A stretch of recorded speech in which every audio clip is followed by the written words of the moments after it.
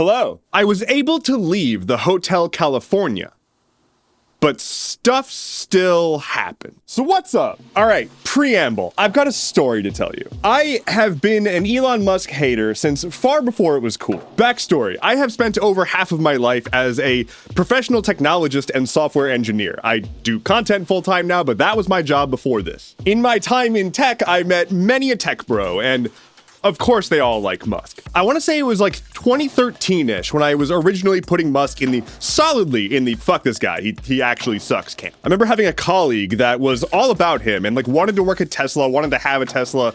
Fast forward a few years, I think around the time of like the miners that were stuck in a cave, and Musk was like, I'm gonna make a submarine to get them out. Also, the guy who's currently leading the effort to free them is a pedophile. Yeah, around that time, that coworker of mine was like, okay, actually, this guy's just crazy. I know that we've now got those like bumper stickers on Teslas that say something along the lines of like, I bought this before I knew Elon was terrible. But we've known he's terrible for a long time. People just haven't been paying attention. And so it is triply frustrating for me when I see people defending him up and down like some kind of genius, when anyone who actually understands this stuff knows that he is a moron at best and malicious at worst. So with that out of the way, let's talk about two of his goons who have sort of like risen to the top of the radar right now. There's too much to cover, but let's focus on these. The first up is 25-year-old Marco Ellis, who recently resigned from his position in Doge after a Wall Street Journal report connected him to a now-deleted Twitter account that posted just overtly racist things, self-described racist things. He literally posted saying, I was racist before it was cool. Hence my opening line of this show. Now, the Wall Street Journal published this article, the guy resigned, and then Musk took to Twitter where he posted a poll to his followers saying, should I rehire him? And then JD Vance jumped on and was like, you know, he said some pretty bad things, but we shouldn't reward journalists who try to destroy people. And so for that reason, we should rehire the guy. Despite the fact that he said we should normalize hating Indian people, and my wife is Indian. That's me being JD Vance, I guess. So some back and forth happens, and a whole bunch of stans on Twitter are all encouraging Elon to rehire this kid. They keep saying it's just some kid, and he made a mistake, and he has learned. This was so long ago, and he's grown since then. He's 25, and he was posting as recently as December, like 2024. Like a month and a half ago. But I'm sure the 25-year-old who was 25 when posting that he was a racist learned a lot since then. And so all the discussion was like, oh, but this is America. You're allowed to harbor whatever opinions you want, and you shouldn't be punished for that. That's a thought crime. If you are in a position in the federal government of America and you overtly state, I think that there are certain groups of people by skin color that are worthless, you probably shouldn't be in the federal government or alive. Like, he was literally calling for a eugenics-based immigration policy. Like, it's not... And Elon then rolls up and says, to err is human, to forgive, divine. Because he thinks he's a fucking god. But for some reason, forgive, in this case, means fully reinstate and completely ignore the abhorrent points of view espoused by this person and reinstall them as having direct access to Treasury Department servers. I feel like there's, like a different version of forgiveness that we could do. Like saying, oh, well, you know, we're not gonna charge you with a hate crime, but you're not gonna work this job anymore. I don't know. I feel like that's fair. And so ultimately he's been reinstated. Because obviously. And a bunch of people are arguing why 25 means kid and should be forgiven for having racist points of views. Never let them live this down. Never, ever, never. Because if just a few parameters here were just shifted a bit, this kid would be in jail. But let's move on to the other one. It actually gets a bit wackier. This time, 19-year-old Edward Korestein. He also goes by Big Balls online. If you're wondering what he looks like this. You shouldn't be surprised. The 19-year-old who calls himself Big Balls is now in a, quote, elite team that is among the people who have access to your personal information. I mean your social security number, your banking information. Why does he have access? I don't know. What does that have to do with cleaning up waste in the government? I don't know. But this kid, who is actually a kid because he's fucking 19, just 2 years ago when he was 17, was fired by his internship for leaking company secrets. Oh, maybe that was just like a little mistake. Maybe he was just, didn't know the protocol and leaked it. He was actively embedded in a well-known cybercrime ring. He was bragging to them about having access to the servers of the company he was working for, which was a cybersecurity company. Except it's also a cybersecurity company that has a history of employing criminal black hat hackers. The company, called Path Networks, if you want to look up a thing, just to dig a little deeper yourself, you can Google about Cosmo the God. That is a person that they previously employed. After being fired from this company, he went back to his hacker friends and he was looking for a good source for DDoS for hire. DDoS is distributed denial of service. It's essentially a brute force cyber attack where you try to take down a server by overwhelming it. And if you want to look further into some of the rings he was involved in, you can just start by searching the com. It's a whole rabbit hole. If you're bored one day, go for it. But in the newsletter, I've linked a very extensive piece by Krebs on security that goes through all of this and explains the actors involved, the companies involved, and what all of this stuff means. So anyway, Big Balls also had an LLC called Tesla.sexy. Starting to see a trend here. And also on his own LinkedIn profile, his most recent experience is listed as camp counselor. And so ultimately, a 19-year-old who leaks company information and has direct ties to criminal hacking rings is now employed in the government and has direct access to your information. And there are people actively cheering this on because they don't know what they're cheering on. And if they do, and that's what they want, then they're just busted. I don't know what to say. Because I am 100% for a complete audit of the money being moved around in this country. There's too much of it going to places that we don't know about. The DoD hasn't been able to pass the audit in how long? But that's not what they're fucking with. They're trying. I would be shocked if they did anything material there. But instead, they're digging through files that they shouldn't have access to about citizens, not the government officials, who are also mostly just apolitical civil servants who just keep the lights on.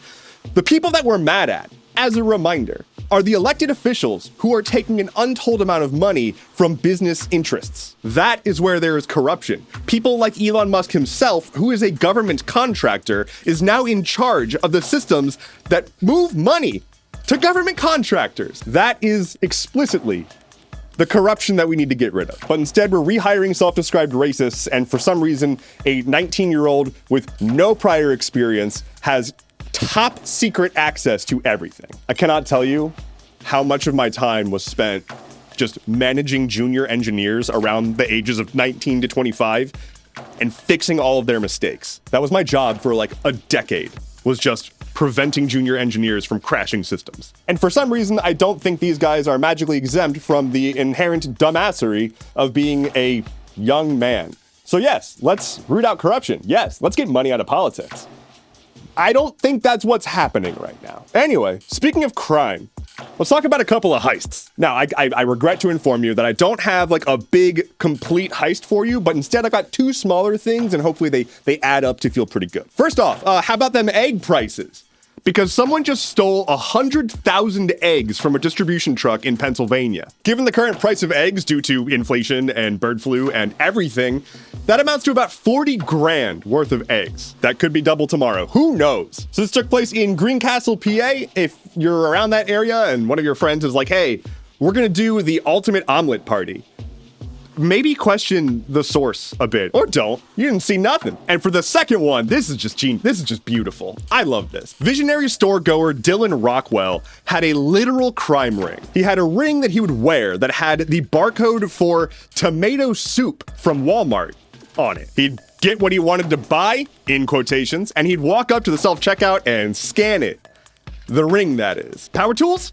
Soup. A new jacket? Soup. A $300 grill? Soup. Anyway, he got caught, and the local police were like, okay, that's pretty genius. Thanks for your ingenuity. He was charged with felony burglary.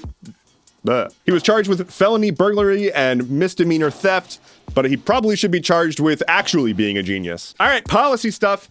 We're back. Buckle up. As of now, the Trump administration has effectively asked the Consumer Financial Protection Bureau to stop operations. The Consumer Financial Protection Bureau, which is difficult to say even with the abbreviation, was established in 2008 after the financial crisis that, fucked us all. This is one of the few agencies whose explicit purpose is to just protect the wallets of average citizens. Since their inception, they've returned about $20 billion back to US citizens from banks that were taking advantage of us. And so it has been a big target of anyone with big corporate donors for a long time. Again, if I wanted to materially improve the lives of the people in this country by helping to ensure that their tax money is going towards causes that they expect them to go towards, this wouldn't be one of the ways that I get rid of waste. Investments in this agency result in more dollars out back in your pocket than dollars in.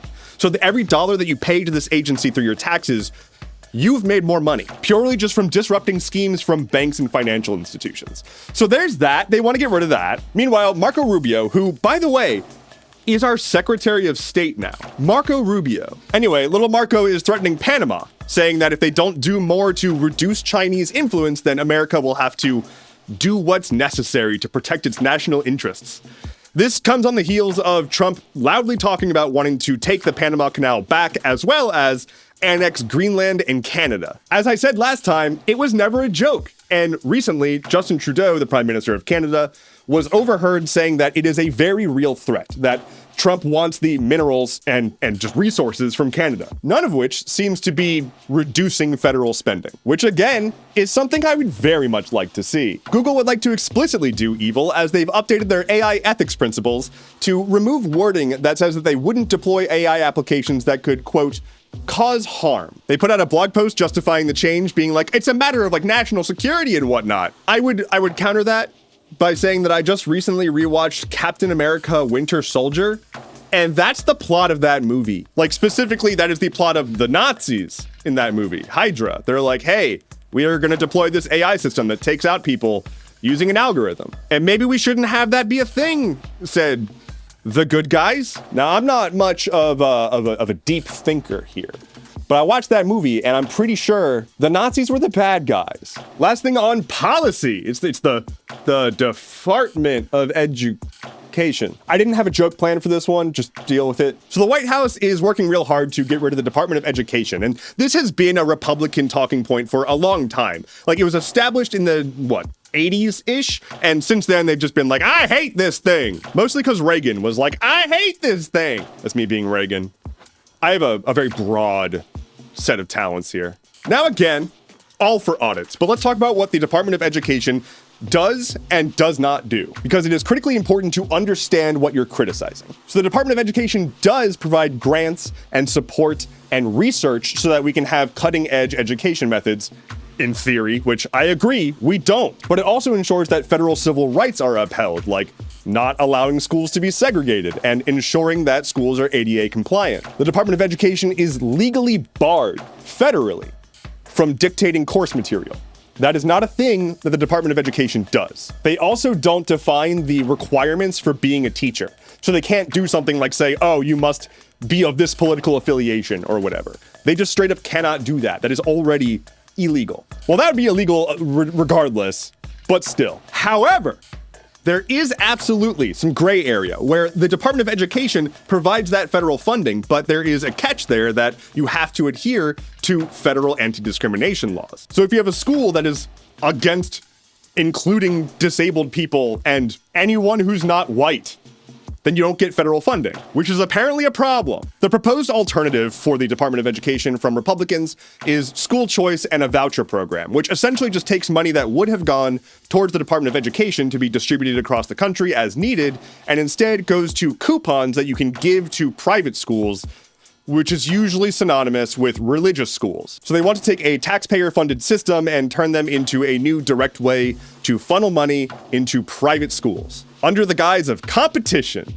And let's just ignore the fact that if you don't have decent wealth and accommodations, you can't actually still go to those public schools. And also those public schools can just straight up say, oh, we don't allow black students, despite taking federal tax dollars. So again, not reducing waste, just moving your money into the pockets of the people that they want it to go to. Anyway, lightning round. Surfers and skater boys, I'm so sorry, but Quicksilver, Volcom, and Billabong are all closing.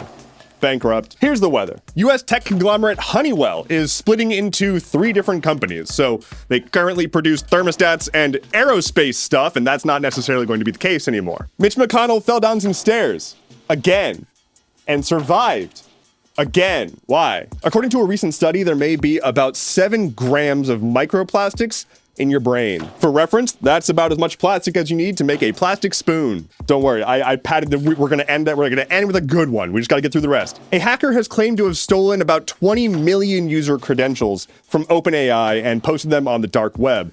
We don't know if that's true. The investigations are ongoing. Over the weekend, there was a huge PlayStation Network outage. And people were big mad. Like, the amount of salt that was generated online, we would never have to worry about snow again. And finally for today, a historically black church in Washington, D.C. won a lawsuit against the Proud Boys. During a 2020 campaign rally for Trump, the Proud Boys vandalized the church. The church sued them and won, and the Proud Boys never paid up for their penalties. And so they were just recently awarded the Proud Boys trademark. And so now a black church in D.C. owns the trademark for the Proud Boys.